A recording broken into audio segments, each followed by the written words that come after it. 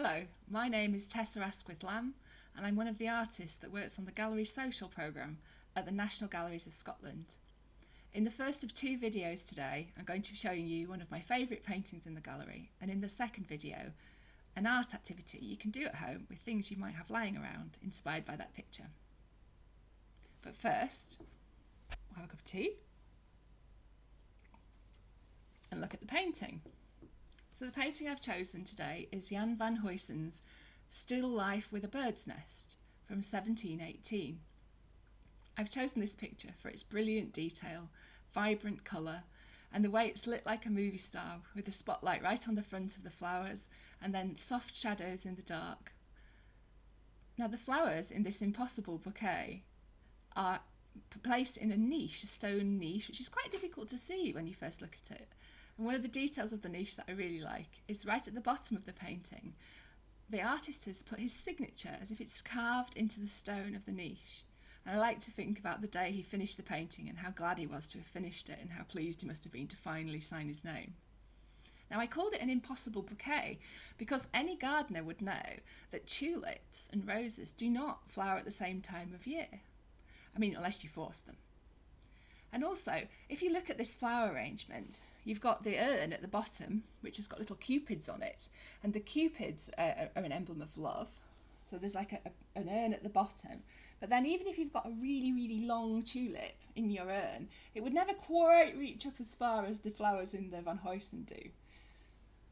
The whole picture is full of beautiful glossy stems and curling leaves and the movement of all these frondy flowers. It's fantastic in its kind of liveliness. And just to pick out a few of those flowers and tell you what they might have signified at the time, the big roses in the middle, of course, they're emblems of love.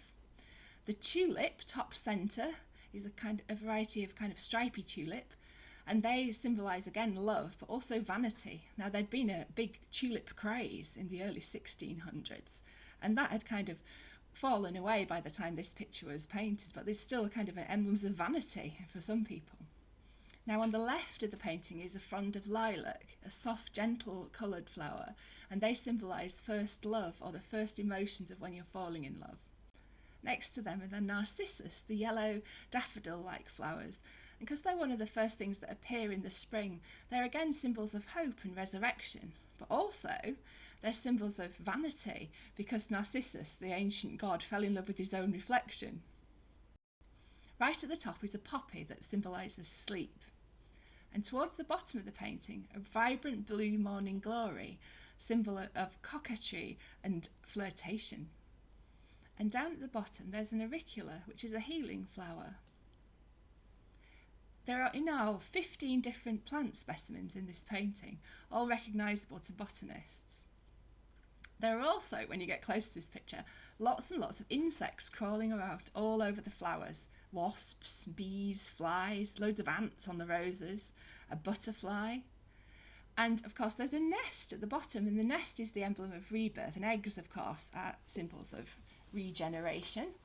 And the one in the painting is probably a missel thrush's nest, but here's a blackbird's nest that my dad found, obviously after the bird had finished with it, and I put some little paper eggs inside it. But you can see what a lovely shape a nest is, and just how difficult something like that is to paint. But he's managed it in such great detail.